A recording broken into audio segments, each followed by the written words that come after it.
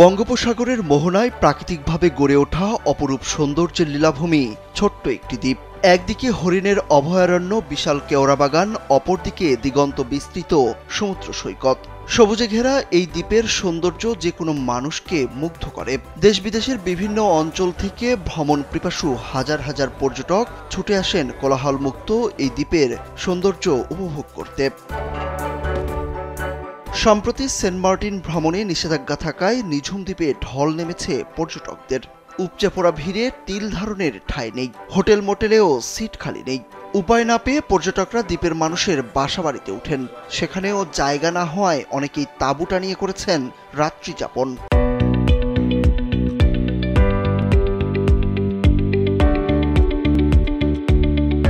এই বাসায় একটা পরিবার আছে, ওদের একটা রুমের মধ্যে আমাদেরকে ভাড়া দিছে। সো এই হিসেবে আমরা থাকতেছি, আমরা 4 জন একটা রুমে থাকতেছি। হোটেলে আগে থেকে বুকিং দেওয়া আছে, যার কারণে আমাদের থাকতে অনেক কষ্ট হয়েছে। এজন্য আমরা বাসাবাড়িতে এসে উঠছি। আজকে দিনটা এখানে বাসাবাড়িতে থাকতে হচ্ছে। পর্যটকের অনেক ভিড়। এসে দেখা যাচ্ছে ওরকম কোনো হোটেলে খালি নেই। আমরা শেষ পর্যন্ত একটা এখানে পার্শ্ববর্তী বাসায় মানে একটা লোকের মাধ্যমে তাও আমরা অনেক কষ্ট এখানে ভাড়া নিছি। নিঝুম দ্বীপের মূল কেন্দ্রবিন্দু নামার বাজারে পর্যটকদের ব্যাপক উপস্থিতি। এই বাজারে 15টি হোটেল ও কটেজ রয়েছে।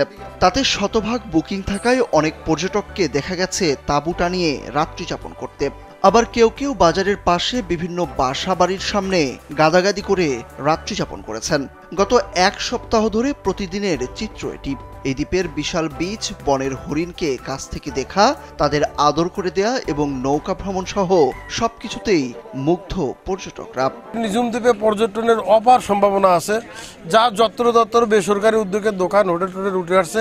এখন একটা সরকারি বিগ পুশ দরকার। আমরা এসে দেখেছি এখানে উপচে পড়া ভিড়, হোটেলগুলো আমরা জায়গা পাইনি।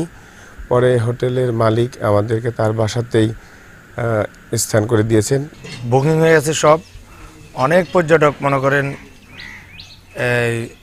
সিট পায় নাই, তো আমি আমার বাসাটাকে পর্যটকের জন্য ছেড়ে দিছি। পর্যটন মৌসুমের শেষ সময় এখন, তাই প্রাকৃতিক সৌন্দর্য উপভোগ করতে ছুটছেন পর্যটকরা। সেন্ট মার্টিনের নিষেধাজ্ঞার কারণে চাপ বেড়েছে নিঝুম দ্বীপে।